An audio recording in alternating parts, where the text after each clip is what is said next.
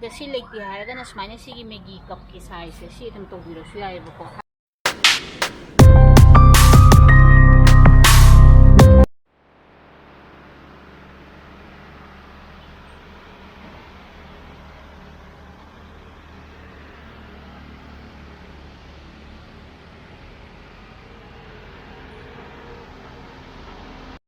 Good morning guys, welcome back to my channel.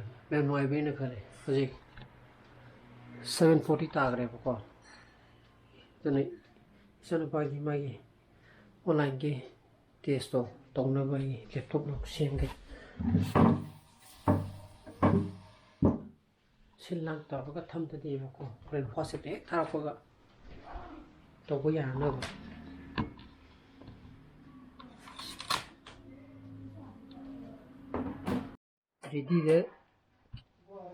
ready de later WhatsApp hang up ko sana pa ju press to soon high on 7:45 char khana ji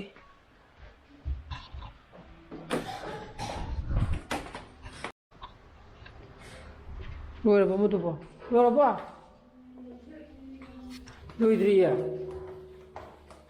hello 7:45 kaisa ne kare kem sahin dehra kare papua si papua ke no ja masa ja toro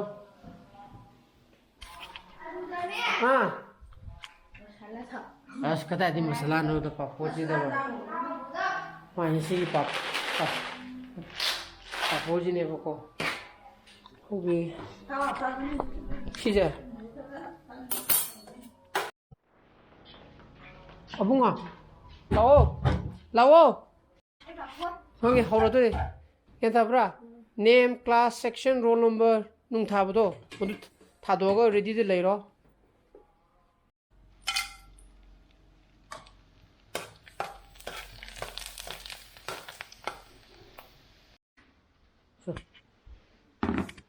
자 name 타로 kada di mas saya pagi question paper yo re ji ui ti ma di urui ang kada ni na thagala ada download to ya open to ra ga ji question me am yeng si just all questions are compulsory and each question carry 1 mark hai jo ba chalo ba lôi cái mà còn họ sẽ đi check tàu sẽ đi và đôi cái anh bị tiếp sát thác rồi nè English này nhầm thua lôi mà xin lấy đây đi ra good morning tayo muna good morning tayo tara Julie gì tuh Tada le to. Good morning taharu udan pasuda. Good morning haro. Good morning haro.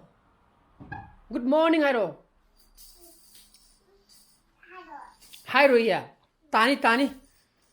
Abungo lemino tu hip ne yinanga himmi. Khanera kunu ko na bane. Launora kunu ko. Kasya. Kaya thong ga na. Hawai. Masih Tuesday ni kau. Kau dah. Kena juga bi semua jadi main biju. Main masa yang bi ni ba. Sahih bahadri ni ba. Hari mana? Okey pun tam kai tak lah. Tak. Cari kau. Buat tong kau ini. Ban tengah ba. Tapi nau biju. Kau baru dah kau buat. Cakap dah kau macam. Kopi vaccine. Nah cara yo. Corona. Aku calling when nangai ya dah betul. Jangan malah jauh sikit pun jadi kang boleh. Nangai bateri jauh tu na, lagi ni aku. Makada. Ni malah je kenapa? ꯍꯧꯖꯤꯛ ꯈꯣꯡꯉꯤꯗꯣ ꯀꯣꯂꯤꯡꯗ ꯅꯠꯇ꯭ꯔꯣ ꯑꯗꯨ ꯈꯣꯡꯉꯤ ꯀꯅꯥ ꯑꯣꯏꯖꯥꯠꯅꯣ ꯍꯥ ꯑꯣ ꯑꯩꯈꯣꯏ ꯑꯣꯏꯔꯝꯃꯤ ꯑꯩꯈꯣꯏ ꯒꯤꯂꯥꯁ ꯑꯣꯏ ꯂꯩꯔꯝꯃꯦ ꯀꯣꯂꯤꯡꯗ ꯅꯨꯃꯤꯠꯇꯣ ꯅꯪ ꯅꯠꯇ꯭ꯔꯣ ꯑꯣ ꯒꯤꯂꯥꯁꯅꯤꯍꯦ ꯒꯤꯂꯥꯁꯅꯤ ꯒꯤꯂꯥꯁ ꯚꯦꯛꯁꯤꯟ ꯀꯥꯞꯄꯛꯑꯕ ꯑꯣ ꯐꯠꯇꯕ ꯑꯗꯨꯝ ꯀꯥꯞꯄ ꯂꯥꯛꯑꯦ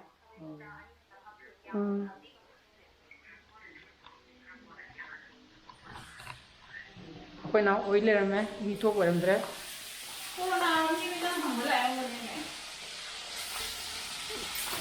ꯃꯥ ꯉꯁꯥꯏꯗꯤ ꯑꯩꯉꯣꯟꯗ ꯂꯛꯅꯔꯤꯌꯦ ꯀꯣ ꯀꯣꯔꯣꯅꯥ ꯑꯣꯏꯔꯝꯅꯦꯅ ꯍꯥ ꯌꯦꯟ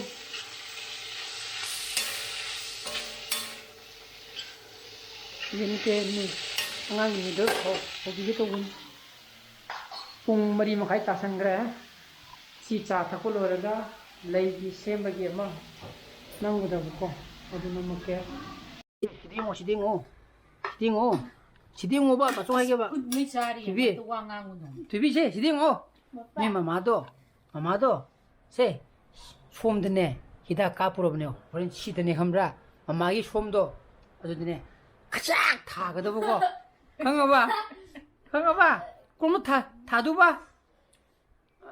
솜다 마마기 빵보험다 오이다 아야 오이 장강들이다 폴란이네 거이네 넘어오지 이번에 다 봤습니다.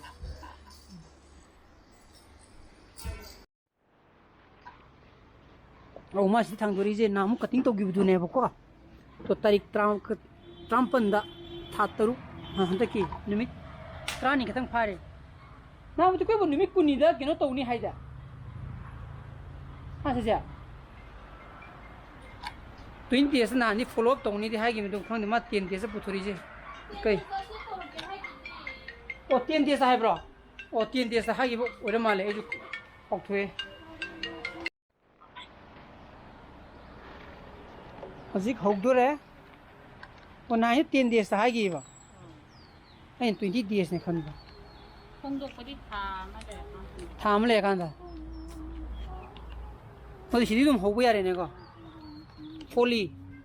폴리ꯗ ꯁꯥꯞ ꯍꯥꯏꯔꯒ ꯑꯩꯅ ꯅꯨꯄꯤꯒꯤ ꯁꯥꯞ ꯑꯃ ꯆꯦꯟꯈꯤꯕꯗꯣ ꯃꯗꯨꯁꯨ ꯌꯧꯔꯛꯇ꯭ꯔꯦ ꯑꯗꯨꯁꯨ ꯔꯤꯇꯔꯟ ꯇꯧꯒꯗꯕꯅꯤ ꯑꯗꯨꯅ ꯗꯥꯏꯔꯦꯛ ꯁꯦꯂꯔꯅ ꯊꯥꯔꯛꯄꯅꯤꯅ ꯄꯣꯠꯁꯦ ꯃꯐꯝ ꯃꯔꯥꯡ ꯈꯪꯗ꯭ꯔꯦꯕꯀꯣ ꯑꯗꯨꯅ ꯑꯦꯃꯥꯖꯣꯟꯒꯁꯨ ꯂꯨꯄꯥ 150 ꯑꯣꯏꯔꯁꯨ 200 ꯑꯣꯏꯔꯁꯨ ꯄꯩꯁꯥꯅꯤ ꯑꯗꯨ ꯍꯟꯗꯣꯛꯅꯕ ꯑꯃꯨꯛ ꯐꯣꯟ ꯑꯃꯨꯛ ꯇꯧꯅꯗꯣꯏꯅꯤ ꯑꯩꯁꯦ ꯀꯁꯇꯃꯔ ꯀꯦꯌꯔꯗ ꯑꯃꯨꯛ ꯃꯣꯏ ꯀꯁꯇꯃꯔ ꯀꯦꯌꯔꯅ ꯐꯣꯟ ꯇꯧꯔꯛꯑꯣꯅ ꯍꯥꯏꯔꯤꯕꯀꯣ ꯏꯐ ꯔꯤꯐꯟ ꯇꯧꯔꯛꯇ꯭ꯔꯒꯗꯤ ꯑꯗꯩ ꯄꯣꯠ ꯑꯃꯗꯨꯁꯨ ꯌꯧꯔꯛꯇ꯭ꯔꯦꯅ ꯍꯣꯔꯃꯣꯟꯂ ꯀꯩꯅꯣ ꯑꯃꯗꯨꯁꯨ ꯑꯩꯈꯣꯏ ꯀꯠꯇꯤꯡꯁꯦ ꯅꯨꯃꯤꯠ 10ꯅꯤ ꯁꯨꯔꯦꯀꯣ ꯉꯁꯤ ꯗꯦꯠ 29ꯅꯦ ꯍꯧꯖꯤꯛꯐꯥꯎꯒꯤꯗꯤ ꯂꯥꯏꯔꯤꯛ ꯐꯖꯅ ꯑꯄꯠꯄ ꯑꯝꯇ ꯌꯥꯎꯗꯦ ꯑꯗꯣ ꯑꯩꯁꯦ ꯆꯌꯣꯜ ꯑꯃꯒꯤ ꯃꯅꯨꯡꯗ ꯐꯟꯖꯤꯁꯥꯏꯠꯇꯤ ꯑꯃꯨꯛꯇꯤ ꯀꯥꯞꯄꯤꯀꯣ ꯁꯤꯁꯤꯅꯤ ꯑꯩꯈꯣꯏ ꯅꯍꯥꯟ ꯌꯨꯡꯈꯤꯕꯗꯣ ꯁꯤꯁꯤꯅ ꯑꯩꯅ ꯁꯤ ꯌꯨꯡꯕꯒꯤ ꯅꯣꯡꯉꯥꯜꯂꯕ ꯃꯇꯨꯡꯗ ꯌꯨꯡꯕꯅꯤ ꯑꯩꯒꯤꯁꯤ ꯃꯆꯨ ꯑꯇꯣꯞꯄ ꯈꯔꯅꯤ ꯑꯗꯣ ꯍꯧꯖꯤꯛꯐꯥꯎꯒꯤꯗꯤ ꯀꯩꯝ ꯇꯧꯗ꯭ꯔꯤ ꯑꯗꯣ ꯍꯧꯖꯤꯛ ꯁꯤꯁꯦ ꯃꯔꯥ ꯆꯣꯡꯍꯟꯈꯤꯔꯣꯏꯕꯀꯣ ꯁꯤꯁꯦ ꯊꯥ ꯑꯃꯃꯨꯛ ꯊꯝꯃꯒ ꯃꯔꯥ ꯆꯣꯡꯒꯗꯧꯅꯤ ꯑꯗꯣ ꯑꯩꯅ ꯅꯍꯥꯟ ꯀꯩꯅꯣ ꯒꯝꯂꯥ ꯃꯈꯜ ꯍꯥꯏꯔꯛꯀꯦ ꯍꯥꯏꯕꯗꯣ ꯈ꯭ꯋꯥꯏ ꯐꯥꯁꯇꯅꯦ ꯁꯤꯒꯤ ꯃꯆꯥꯁꯦ ꯁꯥꯏꯖꯁꯦ ꯀꯌꯥ ꯑꯣꯏꯅꯤ ꯈꯪꯗ꯭ꯔꯦ ꯁꯤꯁꯦ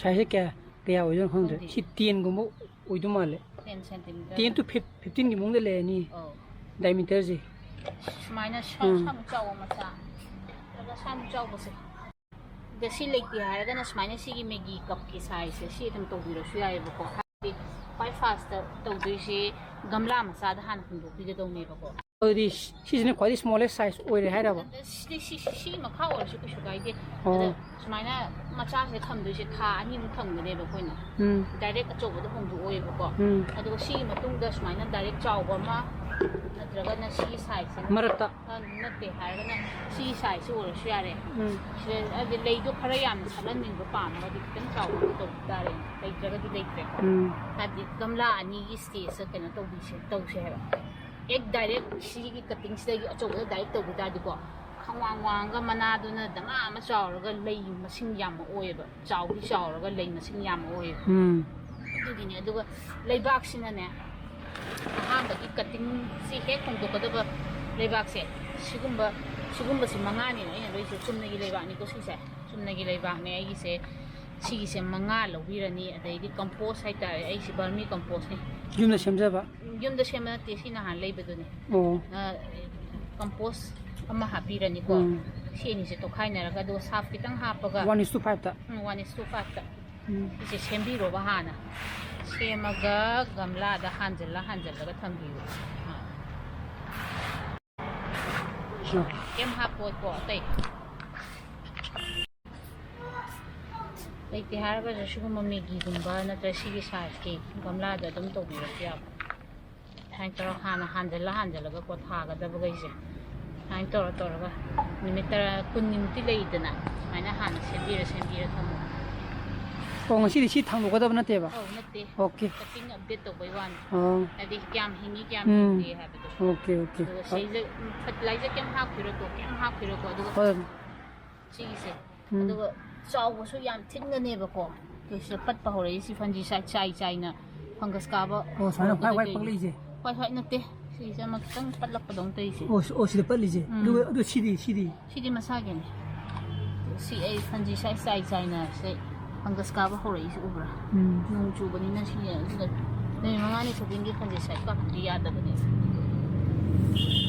ꯑꯗꯨꯗꯤ ꯑꯐꯇꯔ 10 days ꯂꯩꯔꯒ ꯍꯣꯡꯗꯣꯛꯇꯣꯏꯅꯤꯅꯦ 20 days ꯍꯥꯏꯗꯤ ꯉꯁꯤ 10ꯅꯤ ꯁꯨꯈ꯭ꯔꯦꯅ ꯊꯥ ꯑꯃ ꯊꯝꯗꯣꯏꯕ 20 days ꯋꯥꯠꯂꯤ ꯑꯍꯥꯟꯕꯒꯤ ꯑꯗꯨꯗꯤ ꯑꯅꯗ 20 days ꯋꯥꯠꯂꯤꯕ ꯃꯗꯨꯒ ꯁꯤꯗ ꯍꯣꯡꯗꯣꯔꯛꯇꯣꯏꯅꯦꯕ ꯉꯁꯤꯒꯤꯗꯤ ꯁꯤ ꯈꯛꯇꯪꯅꯦꯕ ꯅꯪꯅ ꯎꯠꯂꯤꯁꯦ ꯁꯦꯝꯕꯒꯤ ꯑꯣꯀꯦ ꯑꯗꯨ ꯁꯦꯝꯕ ꯍꯥꯏꯁꯦ ꯑꯗꯨꯗꯤ ꯍꯣꯡꯗꯣꯛꯑꯝꯗꯥꯏꯗ ꯁꯦꯝꯃꯁꯨ ꯑꯗꯨꯝ ꯌꯥꯏ ꯅꯠꯇ꯭ꯔꯥ ꯑꯗꯣ ꯍꯥꯟꯅ ꯊꯝꯕꯁꯤꯅꯅꯦ ꯂꯩꯗꯣ ꯍꯤꯡꯕ ꯍꯦꯜꯂꯦ ꯍꯥꯏꯕ ꯑꯣꯀꯦ ꯗꯛ ꯂꯥꯎꯅ ꯈꯨꯗꯛꯇ ꯁꯦꯝꯃꯒ ꯇꯧꯕꯁꯤꯗꯤ ꯀꯝꯄꯣꯁꯇꯨꯅ ꯁꯥꯏꯗꯠꯄꯁꯨ ꯌꯥꯎꯋꯦꯕ ꯍꯦꯛꯇ ꯑꯩꯈꯣꯏꯅ ꯍꯦꯟꯖꯟꯈꯤ ꯇꯥꯔꯗꯤ ꯁꯤ ꯀꯩꯅꯣ ꯇꯤꯟꯈꯤ ꯇꯥꯔꯗꯤ ꯃꯁꯥꯅ ꯂꯣꯏꯅꯃꯛ ꯇꯤꯟꯖꯟꯅꯕꯗ ꯃꯇꯝ ꯂꯧꯖꯩꯗꯅ ꯑꯗꯨꯗ ꯑꯩꯅ ꯍꯪꯗꯣꯏꯁꯦ ꯍꯥꯟꯅ ꯁꯦꯝꯕ ꯍꯥꯏꯁꯦ ꯅꯨꯃꯤꯠ ꯀꯌꯥꯅꯤꯒꯤ ꯑꯍꯦꯠ ꯃꯃꯥꯡꯗ ꯁꯦꯝꯕꯗꯤ ꯌꯥꯒꯗꯒꯦꯕ ꯑꯗꯨꯕꯨꯗꯤ ꯅꯨꯃꯤꯠ 10ꯅꯤ ꯑꯣꯏꯔꯁꯨ 5ꯅꯤ ꯑꯣꯏꯔꯁꯨ ꯍꯥꯟꯅ ꯁꯦꯝꯕꯤꯔ ꯊꯝꯃꯣ ꯍꯥꯏꯕꯅꯤ ꯅꯨꯃꯤꯠ 5ꯅꯤꯒꯤ ꯃꯃꯥꯡ ꯑꯗꯨꯃꯥꯏꯅ ꯍꯥꯏꯐꯦꯠ ꯌꯦꯡꯉꯒ ꯑꯗꯨꯅꯤꯗ ꯍꯥꯏꯗꯤ ꯃꯤꯅꯤꯃꯝꯗ 5 days ahead ꯍꯥꯏꯕꯗꯤ ꯑꯩꯈꯣꯏꯅ ꯍꯥꯞꯄꯤꯕ ꯄꯣꯠꯇꯣ ꯇꯤꯟꯖꯟꯅꯅꯕꯒꯤ ꯃꯇꯝ ꯄꯤꯕꯩ ꯋꯥꯅꯤ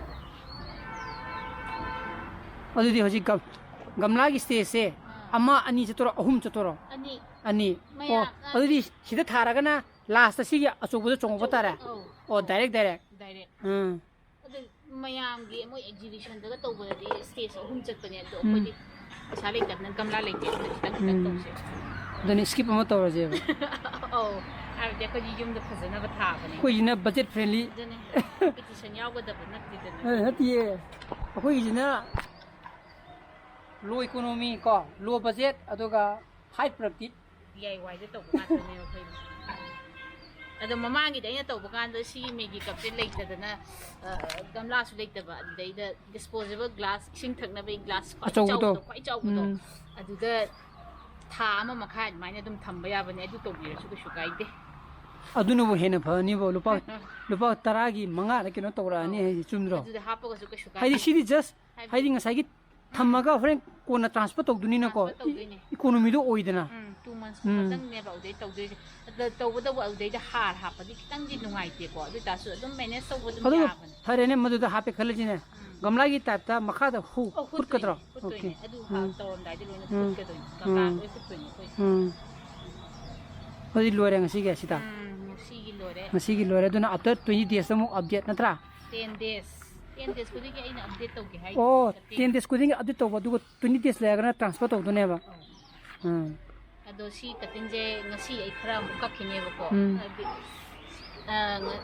ꯍꯟꯗꯛꯀꯤ ꯀꯛꯏꯁꯤꯅ ꯂꯣꯏꯕ ꯅꯠꯇꯦꯅ ꯑꯩ ꯃꯆꯨ ꯈꯔ ꯑꯇꯣꯞꯄ ꯈꯔ ꯑꯃꯨꯛ ꯌꯥꯎꯔꯛꯏꯕ ꯁꯤ ꯑꯃꯨꯛ ꯀꯛꯈꯤꯅꯤ ꯑꯗꯨ ꯌꯥꯔꯦꯀꯣ ꯑꯗꯨꯗꯤ ꯉꯁꯤꯒꯤ ꯑꯗꯨꯅ ꯑꯗꯣ ꯃꯌꯥꯝ ꯑꯩ ꯉꯁꯤ ꯂꯩ ꯑꯃ ꯎꯠꯀꯦꯀꯣ ꯃꯈꯥ ꯀꯨꯝꯃꯒ ꯌꯦꯡꯁꯤ ꯂꯥꯛꯑꯣ ꯁꯤ ꯂꯥꯛ ꯁꯤ ꯑꯩꯈꯣꯏꯒꯤ ꯕꯔꯟꯗꯥꯗꯅꯤꯀꯣ ꯂꯥꯛꯏꯁꯦ ꯑꯁ ꯁꯤꯗꯤ ꯑꯩ ꯎꯗꯤꯌꯦ ꯅꯍꯥꯟꯒꯩ ꯂꯥꯔꯖꯦꯁ ꯄꯤꯁ ꯄ꯭ꯂꯥꯟꯠꯅꯦꯕ ꯂꯥꯔꯖꯦꯁ ꯀꯩꯅꯦꯕ ꯄꯤꯁ ꯂꯤꯂꯤ ꯍꯥꯏꯕ ꯂꯥꯔꯖꯦꯁ ꯄꯤꯁ ꯂꯤꯂꯤ ꯍꯥꯏꯕ ꯀꯩꯅꯣꯗꯣ ꯁꯤ ꯄꯥꯏꯒꯦ ꯁ꯭ꯄꯦꯗꯤꯐꯥꯏꯂꯝ ꯁꯦꯟꯁꯦꯁꯟ ꯍꯥꯏ ꯆꯍꯤ 2 ꯃꯇꯨꯡꯗꯅꯤꯀꯣ ꯁꯤ ꯁꯥꯠꯂꯤꯁꯦ ꯐꯖꯕ꯭ꯔꯥ ꯃꯌꯥꯝ ꯆꯥꯎꯗ꯭ꯔꯥ ꯁꯤꯗ ꯁꯤꯗꯅꯕ ꯀꯌꯥ ꯑꯃ ꯇꯧꯈ꯭ꯔꯕꯅꯤꯗ ꯍꯥ Gamla aja thamu thangin tau dena.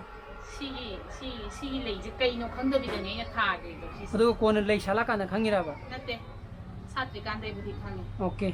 sabra Phajai ya na agin di. Si sabra kai ne ba peace lily. largest PESC. largest piece lily All largest peace lily. Post abre. Post abre. sensation hai mami scientific name Maduna scientific name ni na. 2 years ki matungda. Nang gamla to 2 years sura ba. surage sidi babai mana na yang pikna pirakibane sang tang chaw aina kaino khangdabida tum tha bai ta Okay. su babai mana pirakibane sabra Si dong sa ra koi. No mo cha kan phasang lage. Aduna mayam madana ngai biro ko. Ai ju iru thor ge chano ba hayeng exam lei. Mam gala hai. Lao vai iru chara ge. Like khar pa ai pathomo cho. Iru chara ge jai lao cho. Sai chara ge. Oh nangi na sano pa ni do ne kem